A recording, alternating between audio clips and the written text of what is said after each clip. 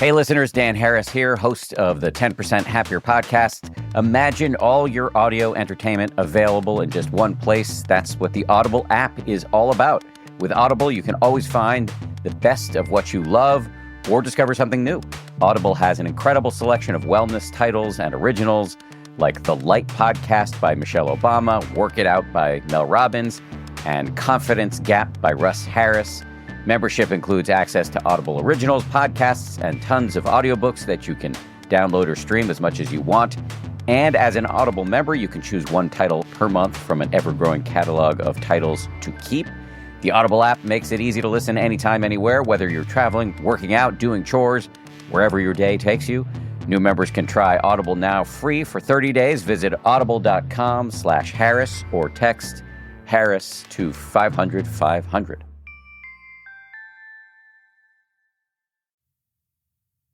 The weather is cooling down a bit. The leaves are starting to fall. Yes, it's that time of year again, football season. And we all know the best part of any game day traditions are the ones that involve food. There's nothing like having everyone in your game day crew coming together to bring their best bites and argue over whose family makes the best chili. And while there's no need to mess with the perfection of game day classics, like a freshly grilled Oscar Mayer hot dog topped with Heinz ketchup and mustard, it's always fun to step out of your comfort zone and get creative with your recipes. Because there's nothing more fun than adding to your list of game day traditions, like making a creamy and delectable queso dip with Velveeta cheese that can be eaten with so much more than just chips. Now is the chance for people across the nation to find out whose game day eats reign supreme. It's your turn to show off your tasty game day food traditions. Go to www.gamedayfoodtraditions.com to share a photo of your game day food tradition to enter to win $10,000. Once again, that's www.gamedayfoodtraditions.com to enter to win $10,000.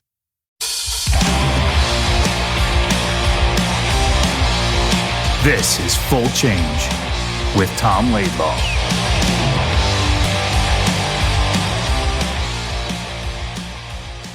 All right, Tom, we've had a lot of legends on this program so far, and once you hear this voice, our audience will know who it is. We have a Hall of Famer, the voice of the New York Rangers. We have the great Sam Rosen. Yeah, we should not have said his name, just see if people can recognize it. That's true.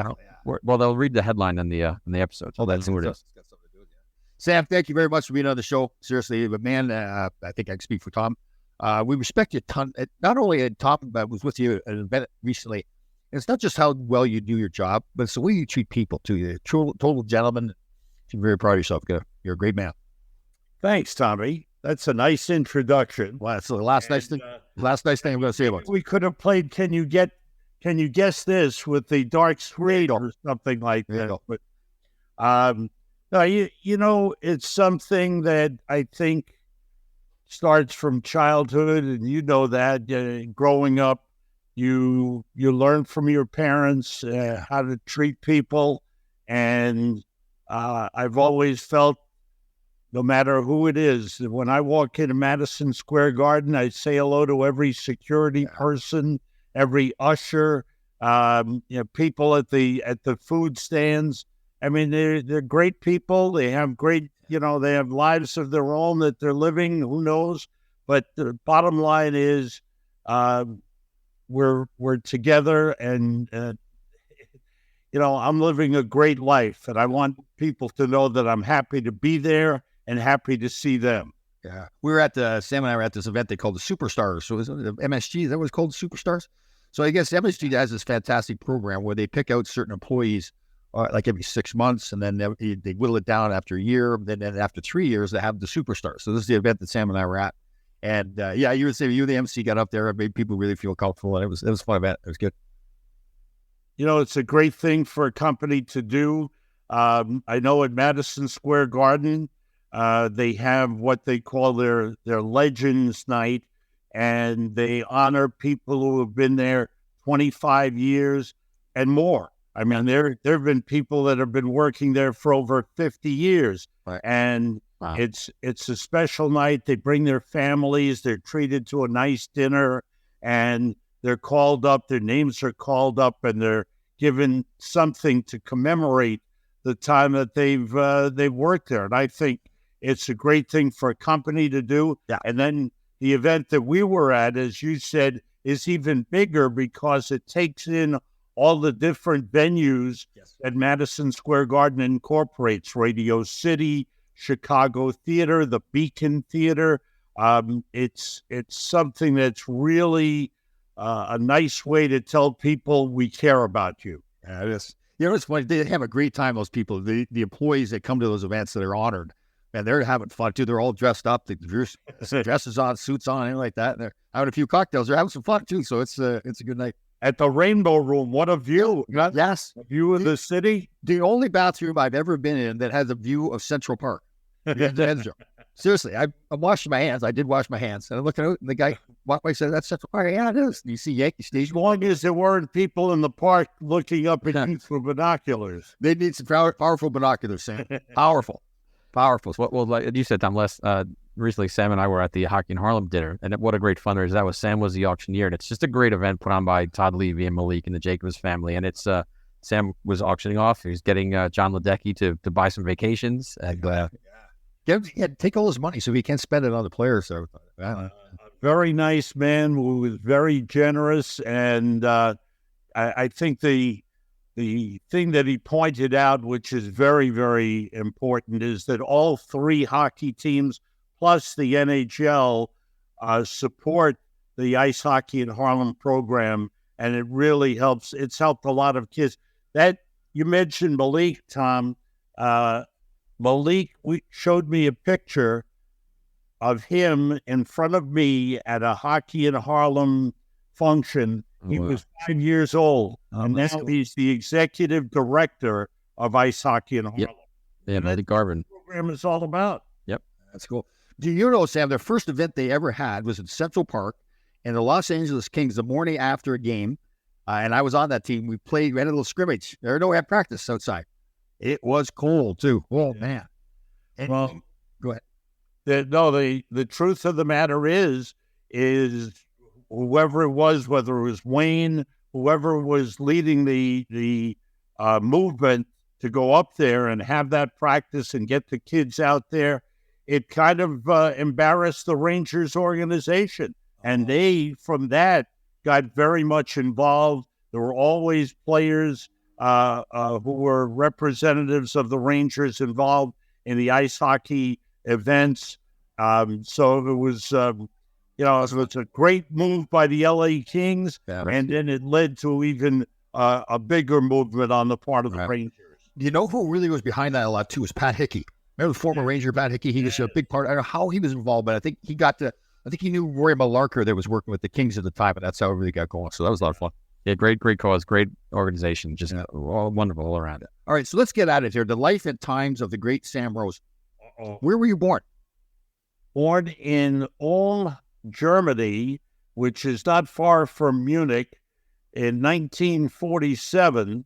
My parents were of Polish descent and left Poland just months before the Nazis invaded Poland in 1939.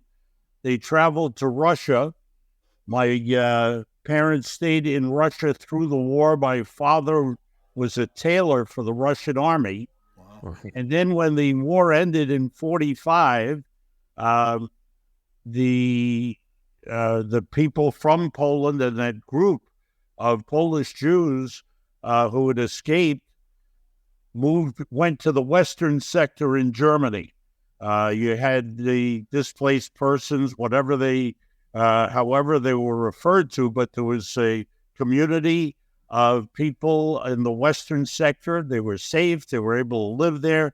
And my father had a brother who had emigrated to America in the early 1930s, sponsored our family's coming over from Germany, and we came to New York in 1949 and been here ever since. Wow. Now, did at a very young age, do you dream of doing what you're doing now? When I was a youngster growing up in Brooklyn, I dreamt of being a baseball player for the New York Yankees. All right. Wow. So did you play baseball? Dream. Played a lot of baseball. Oh, okay. And Had a nice high school career at Stuyvesant High School and a nice college career at City College of New York.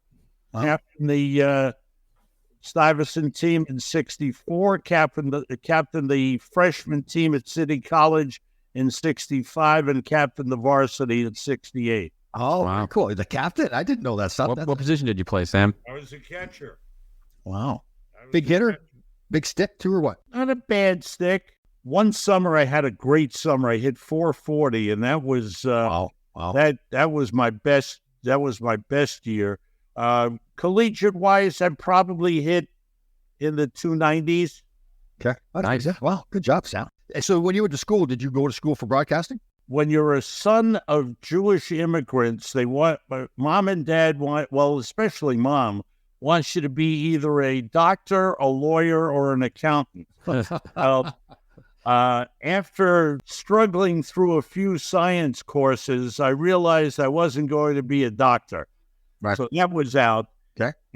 But, being involved in sports, I wanted to do something Right. that was sports related. I followed that path. And in college, I switched my major to speech and journalism. Wow. Those were the avenues that I followed that helped me along in my career. Okay. So then after college is done, did you get right into broadcasting? Yes. Well, okay. While I was in college at City College, I went to work at WINS, which had gone all news in 1964. I went to work for them in 1966, working in the newsroom, and just my title was desk assistant. And basically, they would work off the wire services. I would edit some copy, make sure the news people got it, and then they basically, knowing that I was a big sports enthusiast, I would put together these sportscasts that they, or the sports report that they aired at 15 and 45. So that was something while I was in school. That gave me my background. I learned the radio business. I learned how they broadcast. I went out with reporters and saw them watched them interview people, watched what they did, came back, watched what the editors did as far as tape was concerned to put clips on the air. And it was a great learning experience. And probably the most important part of it all is that while I was at WINS, I met Jim Gordon. Jim Gordon was my predecessor as the play-by-play man of the New York Rangers on TV. Sure, he did that. Helped me more than anyone in my career. Him and Bill Chadwick, the big whistle, right? The big whistle. I mean, yeah. Bill was he was a piece of work, a great referee. Yeah. Lost sight in one of his eyes, went into broadcasting, and a great personality and a great character. Right, yeah. We had the big brawl in 1980-81, the playoffs against the LA Kings. And it's out in LA. I'll never forget Bill Chadwick's on. He goes, "This is going to set the game back 30 years. That's one of the classic games ever. Fans still talk about that game. That was good. So now, were you with the Rangers at that point? In 1980-81. I was a fill-in guy at the time. Okay. So I wouldn't have traveled with the team. I started at Madison Square Garden in 1977. Wow. The first game I ever broadcast for MSG Network was on the radio. It was a Knicks and Nets game. I was filling in for Marv Albert, and I finished that season as Marv's backup guy on Knicks basketball. Then the people at Madison Square Garden came to me and said, "Can you do hockey?" And I said, "Sure, I can do hockey." Yeah. And did you really think you could?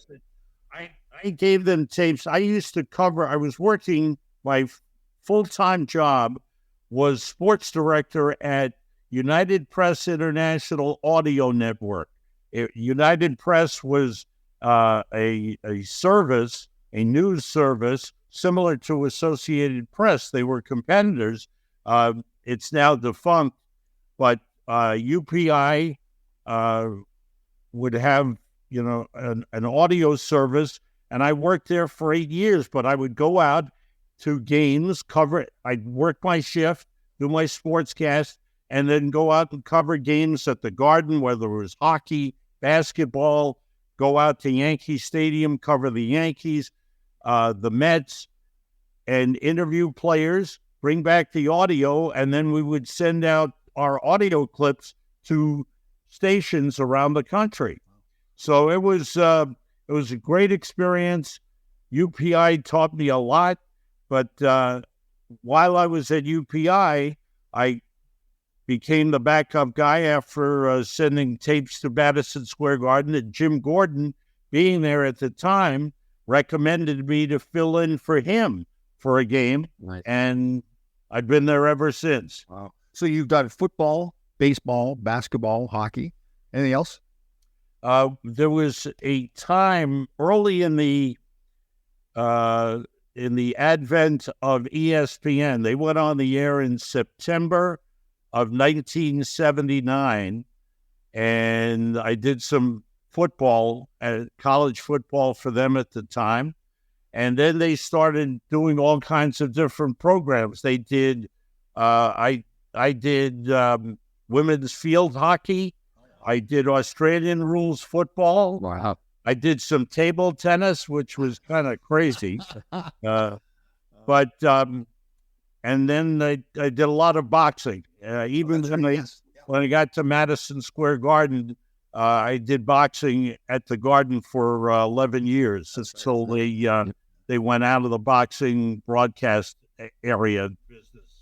Sam, what's your favorite sport to call? I'm sure you get asked that a lot. Well, to call, it's hockey, because hockey is, as Tom well knows, it's a game of speed, a game of physicality, a game where the players are doing unbelievable things on these skinny little blades, and how they turn and how they skate at that fantastic speed and shoot the puck at close to 100 miles an hour.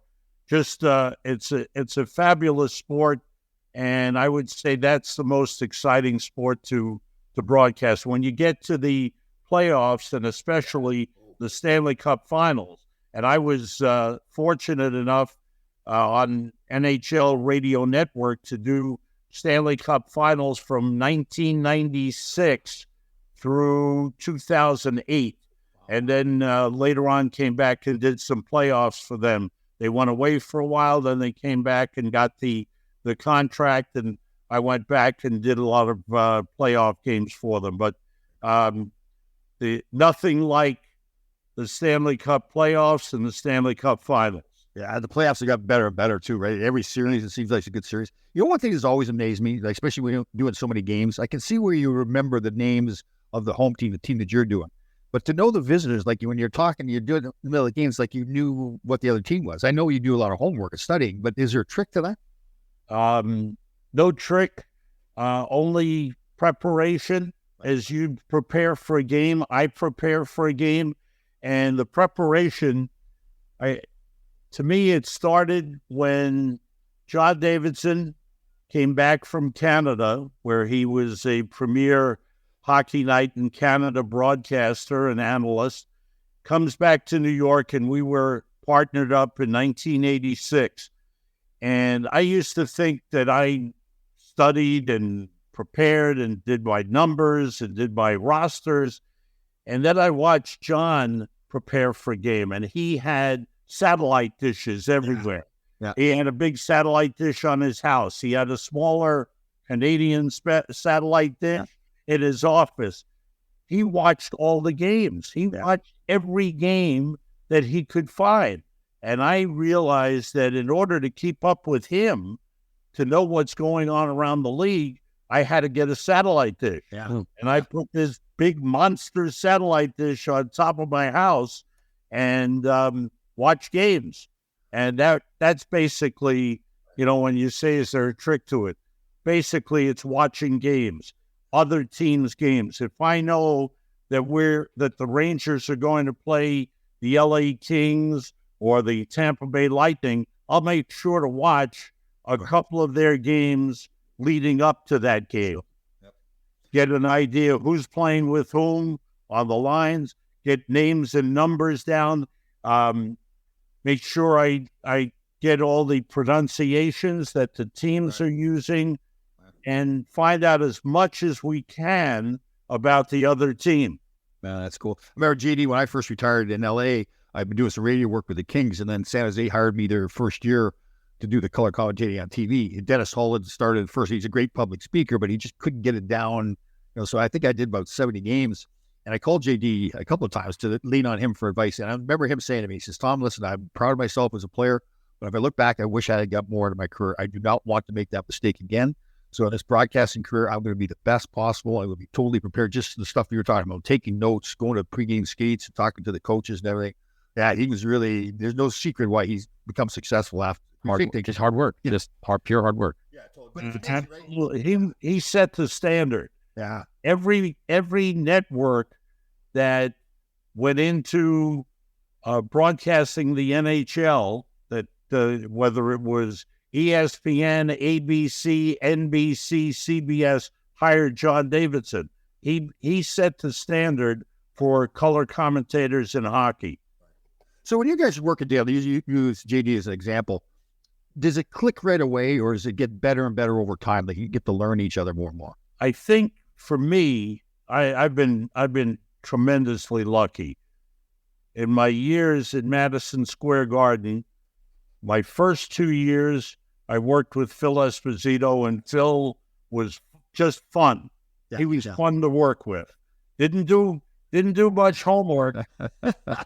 He didn't have to, right? With his personality, he didn't have but to. he knew the game. The thing that I loved about Phil is once the game started, he was as good as anyone because he just knew why a play happened, what a player had done to create a scoring chance, what a player had done to make a mistake and screw up, what had happened. He really knew the game, didn't know the players. Yeah. I mean, if he said it once, he said it 20 times. Sam, where'd this guy come from? And he's that's a great example. He's so honest about it, too. He didn't try to hide it. He just say, oh, probably, I don't know this guy. Oh, yeah. He still does it when he does the Tampa Bay Lightning games today. So I worked with Phil for 2 years. Then Phil became general manager of the Rangers. And traded Tom. I got him a good job. And then JD came from Canada in 1986, and we were together for 20 years. And then Joe Micheletti stepped in when John left, and I've been with Joe. We'll be starting our 18th year. Wow. And Joe and I got to know each other. I knew of him as a player. I watched him in his career in St. Louis. Knew him as an assistant coach with the Blues when he worked with Brian Sutter. And then when Fox got the NHL contract in 1995, the two lead broadcast teams were Mike Emmerich and John Davidson, Sam Rosen, and Joe Micheletti. So Joe and I worked together for 5 years with Fox. So he came to New York, got the Islander gig, and then when JD left, they brought him over from Islanders hockey to Rangers hockey. We have a funny little Phil story. We had Phil on our other show we did with Ron Greshner and Larry Melnick and James Patrick. We had Phil come on.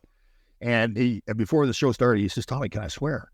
I said, well, Phil, you can drop a couple of F-bombs, but, it's like somewhat PG. So he must have dropped the F-bomb 200 times. It got to the point one time where I said, Phil, you're setting a record. Didn't stop him. In fact, it made it worse because now all the fans were keeping track of how many F-bombs he dropped. We got into talking about his trades that he made, called Trader Phil. And obviously he traded me out to Los Angeles. And we tried to talk about some of the rationale for his trades. He said, the guys that I liked a lot, when I had to trade him, I traded him close by. Like Don Maloney, I traded to Hartford. The guys I didn't like so much, I traded him as far away as possible. I'm going, Phil, you traded me to L.A. I thought we were fun. It's like, but Phil, he just, there's no filter, right? No, not at all. I mean, he just I'll listen to him on satellite radio when I'll be in the car listening to the Lightning game. He and Dave Mishkin work together, and Dave will be calling the game, and all of a sudden you go, what the hell did he do that for? Throw it out there. He just, you're right. No filter, nothing holding him back. He's very much like Phil Rizzuto was on the Yankee broadcast, just talking about whatever comes to his mind, which is awesome. Other than yourself, obviously, you got confidence in yourself. Who do you think is the best right now? Well, let me just give you all time. Who's the best broadcaster all time? Oh, boy. How about the old Dodgers guy, Vin Scully? Vin Scully. Oh, you mean in all of sports? Yeah, all of sports. I think you'd have to rate Vin Scully the best, truly the best baseball guy. I think you have to separate the sports. When you look at the guys that have done football, Pat Summerall, for so many years, Pat Summerall was the voice of football with John Madden. Yeah, they were the best team out there. Basketball, Marv Albert was as good as it gets in basketball, but Mike Breen now is tremendous. Does a great job. And we have him with the Knicks, but he's the voice of the NBA on ESPN and the NBA Finals. In hockey, there have been so many outstanding guys. The Foster Hewitts and the Danny Gallavans. I didn't grow up listening to them. I didn't hear them. They're Canadian broadcasters, but they set the standards, and that's why you have an award named after Foster Hewitt for the top broadcaster each year. But I think the teams, as broadcasting is improved, as the broadcasting of the games has improved, the quality of the play-by-play and color analysts has improved. So you look around the league and you can name 10, 15 guys. Right now, Teddy Albert is the lead voice of hockey, does a tremendous job. I mean, the genes are there. Marv did a great job in hockey and basketball, and Kenny has followed in his footsteps, doing a great job.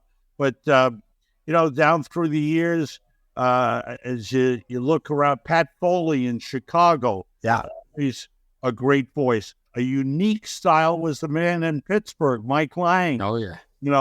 That's true. All his sayings, chop my legs, scratch my back with a chainsaw. He's funny. And I don't want to forget some of the great voices in L.A. Bob Miller, Hall of Fame broadcaster. It goes on and on and on. I don't want to forget Mike Emmerich, of course, probably set the standard. He had a unique style, and one of those play-by-play approaches that you couldn't copy. And what he had was this great recall that great memory, great stories that he would weave into his broadcast. Just a great student of the game, and that always came out in his broadcast. You know what you two have in common, too, is you both have a real passion for the game. And I think it really comes out when you're on the broadcast. Right? It's not phony. Like, you are really into the New York Rangers. Whatever team he was doing, he was totally passionate about the game. I think that's a big part of it. You can't fake that, too, right? That's the real deal. I didn't play the game, Tom, and we didn't have much ice in Brooklyn growing up. But I went to the games. Every Sunday, I got on the subway, traveled to Madison Square Garden on 8th Avenue and 50th Street, the old garden, and at 4:30, they'd open the doors, and we'd run in and try to get the best seats we could get in the building. But the love of the game, and you know this, fans know this, when you're at the arena, there's nothing like it. Oh, the garden's unbelievable now, right? It's incredible, yeah. And that has stayed with me all the years. Again, when I mentioned earlier, the intensity of the sport, all the aspects, the speed, the shooting, the hitting, there's nothing like it. And I think one of the things that I try to transmit to the fans is the love I have for the game and the appreciation I have for the players who play it. Yeah, and it shows. It does show. Oh, yeah. Yeah, it really does. Yeah, no question. All right, I'm going to put you on the spot here a little bit. Good and bad. Uh-oh. Can you tell me? Hey, another name just popped into my head. I don't want to forget him. Jigs McDonald. Oh, yeah. Great guy, great voice, great broadcaster. Yeah, he was good. He's a good man, too. Yeah, I see him around, and he's got a good personality. All right, worst thing that's ever happened to you on air, either you're a mistake or something else. Something you look back and all right, I would say it was early on, may have been one of my early broadcasts on radio, filling in for Marv Albert. Sal Messina was the color analyst. Red Light, it was his nickname. He was a goalie back in the 60s, played for the Long Island Ducks, and was the emergency goalie for the Rangers. He would sit up in the stands, and if the number one goalie, who was Jacques Plante at the time, got hurt, he would be forced into action. Sal Messina, great guy, is in the Hockey Hall of Fame, was the analyst on radio, and I'm filling in for Marv Albert, and I come down to the broadcast booth, and there's a table there, and I'm carrying my coffee. Drink coffee, keep warm, whatever.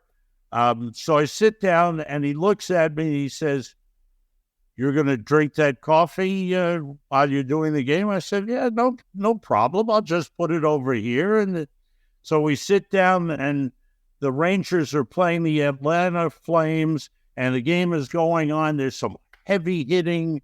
Willie Plett was on that. There's a big hitting going on. And all of a sudden, there's a big play in front, and I jump up on the radio. I'm calling, I jump up because I'm excited about this play. And what happens? The coffee goes all over everything. Goes over my papers, over Sal's papers. And the best thing of it all was Sal quietly looks at me, but on the air, he says, "Have an accident, Sam?" So... that's good coffee in the booth. There you go. Learn your lesson. All right, so now let's go the other way. What's one of the most proud moments that you've had? Either something that you said on air or something that happened to you? Well, I mean, it has to be the Stanley Cup final and the championship in 1994. I mean, that was, it was one of the most exciting moments I've ever had. And what came out as the call, people ask, do you rehearse the call? Do you think about what you're going to say? You always think about what you're going to say, but you never want to lose the moment, the moment that it happens. And what happened in 1994, Rangers were up 3-2. Vancouver had come back with a goal in the third period. It's a 3-2 game, tense moments. The clock is winding down. The people have been on their feet at the Garden all game long, and now they're down under 2 minutes, and the Rangers clear the puck out, and it's going the length of the ice, and it's slowing down, and Vancouver's defenseman Jeff Brown slows down just enough so they call it an icing. Yeah, I remember. Now they bring it back, have another face-off, all right? Again, the tension is building. Face-off, Rangers control it, clear the puck out even slower this time. And Vancouver's even slower going back, and Kevin Collins is the linesman, gives them an icing. And finally, they put a few tenths of a second back on the clock, and it's 1.6, I believe, was on the clock. You know in your heart that, and in your head is telling you that nothing can happen in 1.6 seconds. Yeah. But if anything could happen, it's going to happen to the Rangers. Yeah. Because it's happened for 53 years. Now the puck is dropped. Messier's taking the face-off. I'm sorry. It was McTavish taking the face-off. He wins the draw. Everybody's jumping up and down. And finally, because of the stoppages, what came to my head was the waiting is over. Oh, wow. And the New York Rangers are the Stanley Cup champions, and this one will last a lifetime. And what I meant by that was basically, it's my lifetime. Nothing will get better than this. Even if the Rangers went on and won 2 or 3 more, this moment would last a lifetime. That's cool. It has. Yeah. Oh, that's cool. It's funny, like listening to your voice right now, I can hear that. Like I've watched that so many times. It'll get goosebumps. Yeah, it's true. Yeah, very true. Very true. Hall of Fame. You got inducted already, correct? 2016, I was inducted into the Hockey Hall of Fame, and it's such an honor when you're there and you walk around and your family is there. That's the best thing, that you get to share this with your family. My 2 boys, their kids, my brother was there, his family was there, and close friends. You're able to share it with the people that you love the most, and know how much you've put into it. And then it's being thankful to your fellow broadcasters and your colleagues in the business, in the hockey world, who are saying, we appreciate what you've done. And it was, it's really an emotional time. And to see the plaque on display, that's awesome. Yeah, it really, it brings shivers. It tingles, the arms tingle, the nerves, you feel it. But you realize how special it is. And I can only say thank you to everybody who helped me get there. Who did the introduction for you? Actually, it was we at the broadcasters and the writers are honored at a luncheon the morning or the afternoon of the Hall of Fame induction for players and other executives and people who are the founders of the league, so to speak. But they are honored at the big presentation at night. The broadcasters and writers are honored in the afternoon. Chuck Tatum, the president of the NHL Broadcasters Association, longtime broadcaster for the Hartford Whalers and the Carolina Hurricanes, did the introduction for me. Well, if you had your choice, who would it have been, though, if you could have picked? John Davidson. Yeah. Wow. I love the way you said that so quick, too. Yeah, no, John, as I mentioned before, Tom, he meant so much to me. We're still close friends, but he helped me understand what it took to be a broadcaster. And he gave, having been a player, through him, I was able to appreciate all the things that he went through as a player, the injuries that he suffered through, coming close to winning the Stanley Cup in 1979, getting to the Stanley Cup final. That was a really special relationship, and it lasted for 20 years, and we had some great times. So JD, when I first came into that, so I came in 80, 81, they'd gone to the finals in 79, and JD had that great series, as you know. And so everybody, like, I remember looking up to JD so much, like he's this iconic person. Duguay was there, Gresher, and all those other guys. Phil was still playing, but something about JD, he had that presence about him, right? And how well he played. So I've told it, Tom gets kicked out of the story. First game I played, we're up in Boston, first regular season game, and I was so nervous, right? You dream, like, you've done the same kind of stuff. You dreamed all your life to get in the National Hockey League, and you're playing, and it's Boston Garden. You're one of the original 6 teams. Bobby Orr played here and all this kind of stuff. So I was so nervous. Went to get the puck to shoot around the back of my net. I missed. I hit JD right in the back of the leg. Goes in our net, and I scored on JD. My first game in the NHL. He looks at me because of glare through the mask, and that was the worst part about it to me. The look that JD did, he had the right to look at me any way he wanted to, because I just shot the puck around net. And I'll never forget, he looked at me like, oh, God, I want to crawl. And then I have to go back to the bench. And that's not a coachable moment, right? There's no, what are you doing? So nobody's talking to me. And I just think of myself, after the game, shower, got the bus, I was thinking JD's looking at me like he wants to kill me. That was the worst feeling about it. We got over that. So, But you guys all mentioned how he was kind of like a big brother to all you guys too. I don't know if that helped Sam. You guys. Yeah, he was something. He was a real leader as a person too. What had nothing to do with hockey, right, Chad? Yeah, absolutely. Yeah. The guys hung together a lot, did a lot of things together, and he was one of those guys. He was an outgoing guy, great personality, and really, I think what gets lost sometimes, some of it because of his size, some of it because the injuries that set in at that time, but he was a really good athlete. He played on our MSG softball team, and he could hit the ball a mile. Oh, is that right? Wow. He could really blast it. Couldn't run because his knees were shot, but he could hit the ball a mile. It was back in those days, too, we had practice. Like, you weren't allowed to shoot pucks high. Well, you could shoot pucks high in top corner, but you didn't shoot pucks high on JD because, he's so well respected and everything. If you ever did, JD would take his catching glove off and put it on the end of his stick. So the next time he went down to shoot, he's standing there in the net with the stick up there with the catching glove.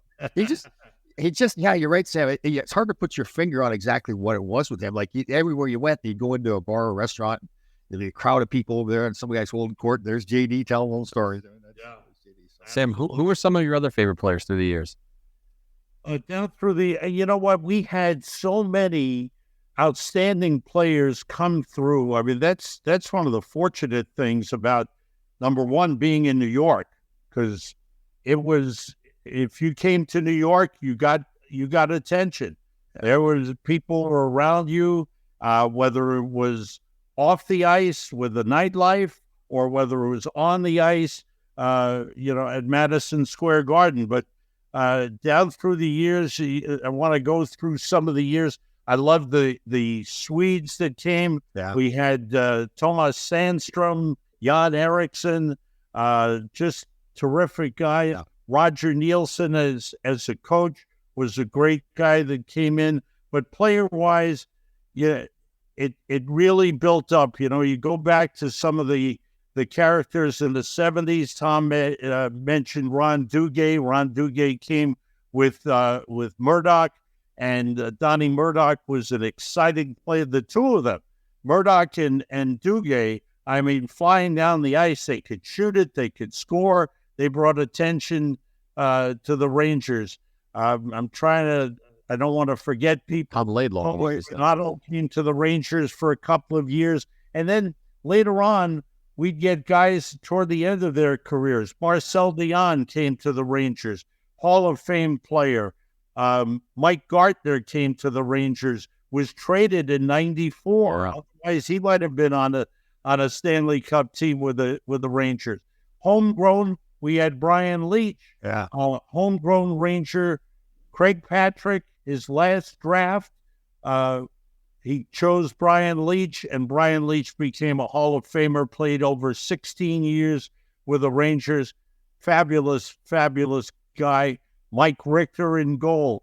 That championship team, Adam Graves, no one better than Adam Graves as a person, and played as hard as he could and protected his players. And then Mark Messier, as good as it gets. Then I want to go back now. I want to backtrack and say I was able to watch growing up. I was more than growing up. I was growing up, teenager and beyond. Right. But Rod Gilbert and Jean Rattel and those players, getting to know Rod after he finished his playing career. What a great, great person who stayed in New York and became the other number 7. There was Mickey Mantle. There was Rod Gilbert. So there were always great players, great personalities. Eric Lindros came to the New York Rangers. That was a plus. Wayne Gretzky ended his career as a New York Ranger. For 3 years, we would sit on the plane. Wayne was a terrible flyer. Yep. He was a white knuckler. I mean, he hated flying. And we would get up in the air, and once we leveled off, after he let go of the armrests, he would go into the cockpit and sit with the pilot, because it eased his stress and pressure of flying. But there was another guy, Wayne came to the Rangers in his first year. He had 97 points. I mean, it was terrific. But then Mark left, and it was the last 2 years were difficult. But having to me, the greatest player of all time in a Rangers uniform doesn't get any better than that. You talking about me, Sam? Yeah, delivering the Stanley Cup. Yeah. And for me, it's some of those lesser-known guys, too, like Tom Laidlaw, you want Patrick, Steve Richmond, those kind of guys, still great players. But for me, being close to those guys in the locker room. The name that comes to mind. Yeah. You know what's funny, too? We did a show with Ken Hitchcock, and one of the things, he started talking about the locker room. Yep. And it brought back memories. I started getting goosebumps, because when you had those good guys like you're talking about, not just good players, but good guys in the locker room, one of the best, this is, I don't know if Phil like me telling the story now, but I've told it. My first year in the league, I'm sitting beside Anders Hedberg in the locker room at MSG, and Phil's sitting across the room from us. And Phil, as you know, totally old school. So Anders' wife was giving birth. So after the first period, I think Anders was getting undressed to go to the hospital. Well, Phil didn't like that idea. Phil thought that, again, Phil, it's old school. He's got a great man. But to him, he thought, well, you're not going to be doing any video. You're not getting the baby out. You're sitting there. So he thought he should say it. And he was telling Anders right in front of everybody in the locker room. And I'm sitting there myself. I'm thinking, let me get this straight. I'm my first year in the NHL. Here's Anders Hedberg right beside me. Phil Esposito, one of the legends of the game, is just ripping into him about me going. So there was a lot of great memories. So, yeah, you're right. There's so many good guys too. And people ask me all the time, is there anybody you really didn't like that you played with?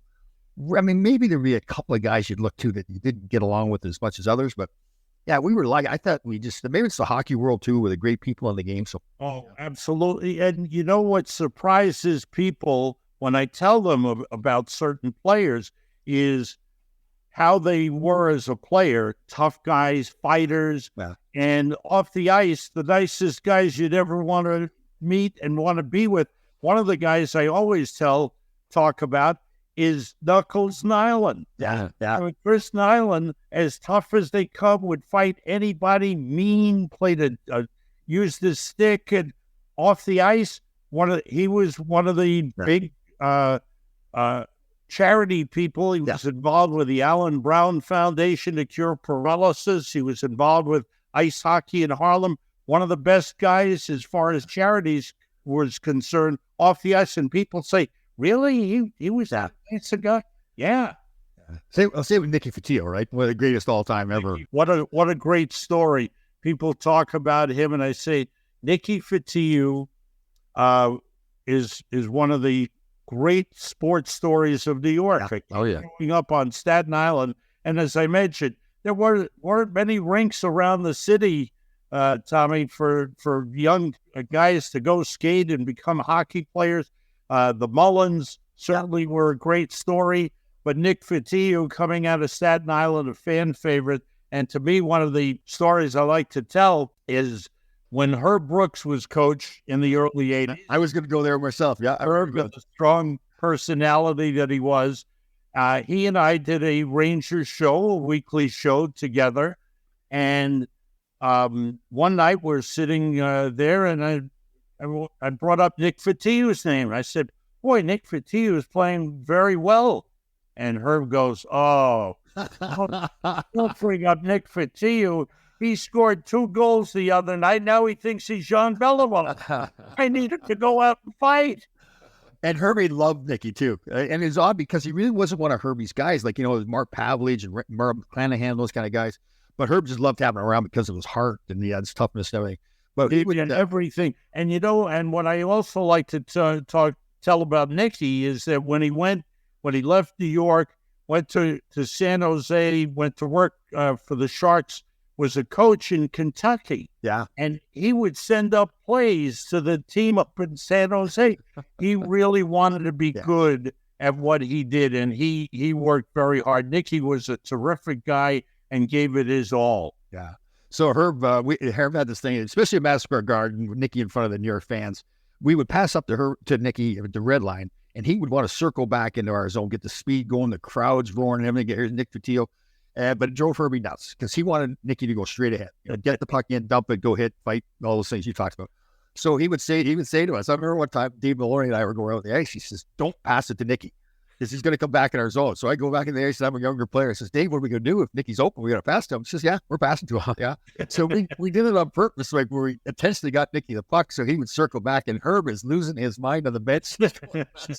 Yeah, he's a fantastic guy. Well, Sam, one of the things that I as a person and as your profession, I think I don't want to put you in the grave yet. You've got a long way to go. But when it's all said and done for you, you're going to look back at your life and you're going to say, "Man, I got a lot out of this life." Like both on a personal basis with your family, with your career, the way you treat people. Like that, to me, that's a huge thing when you look back and go, "Man, I did it the right way," right? When people talk about living the dream and enjoying what they do, I don't think there's anybody who could enjoy doing what they do more than me, because who has it better than me? I've been able to work in the sports field. I mentioned UPI earlier. When I worked at UPI in the early 70s and right through the late 70s, I got to go to the 1976 Olympics in Montreal, in the Summer Olympics. I got to go to Lake Placid and cover the 1980 Olympics. Right. I got to cover, working on NHL radio. I was able to broadcast Olympic Games in Salt Lake City.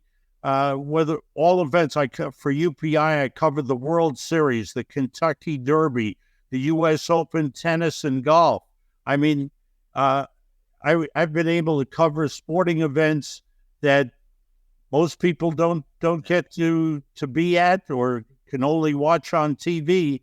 And I've been lucky enough to be there firsthand. And then working in hockey as long as I have, the years I worked with Fox Football, I put in 20 years with Fox Football, and I've gotten to see some of the greatest athletes in the world. What I love about hockey on a daily basis is the people in it. You know it, Tommy. You were one of them, but everybody's got a story. How they made it to the top. You're at the top of your profession. You're in the National Hockey League. You're in the NFL, whatever it is. Everybody's got a story on how they got there. And some of them are amazing. The ones that always amaze me every day are the kids that come from Europe and kids, barely speak English. Sure. The one I like to tell lately is Capo Kakko, who from Finland, Rangers #2 draft pick. They bring him in. He's 19 years old, barely speaks English, and he's walking around every city we go to. Well, he goes to Las Vegas. Talk about like a different world. Yeah. But these are the stories of players that come from different countries, and even in whether it's Canada or even homegrown in the U.S., they have great stories. And it's great to learn about them. I'm always excited when new players come in, and I've been fortunate to meet the greatest players of the game in football, the greatest players of the game in all the sports when I was a reporter and as a play-by-play guy. It's more of a comment for you. Every time I see Sam now, I don't see him that often. When I see him, it's always the same question I have for him. Sam, are you going to do this forever? And he looks at me with the same smile all the time. He says, "Yes, Tommy." I go, We had one executive producer, GM of the network, and he said to me, "Sam, the job is yours as long as you want it." There you go. And I said, "I'll take you up on that." Well, Sam, thank you very much. I know you got a lot going on. You're a busy man. You're going up to some baseball practices today with your grandson. Good job. You're a good father. Again, total honor to have you on. Total honor to call you my friend. You should be very proud of yourself, and thank you very much for coming on the show with us. The feeling is mutual, Tommy. You know that. All right, brother. Good job. Thank you. Thank you, Sam.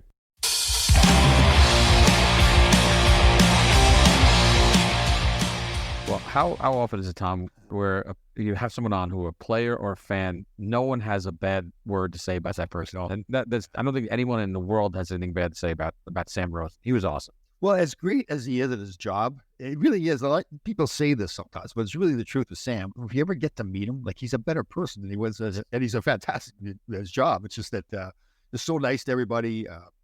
He remembers people from the past. Yep.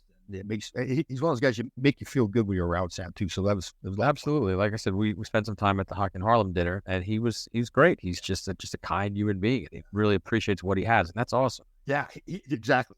He's a guy that loves his life. Like, he genuinely loves his life. Like I said, we talked about on the show, I always ask him, you got to do it forever? He just get the big red. Why not? Keep going. I mean, his voice is iconic. Everyone, and a Ranger fan, who's listening to him knows that call, this one will last a lifetime. And like we talked about it, he said it on the show, and I got goosebumps. I felt like I was in the moment. You know what I was really interested too? The person he learned the most from that really made a difference in his career and his life. So, I'll enjoy it. Another great episode. Yes, thank you, sirs.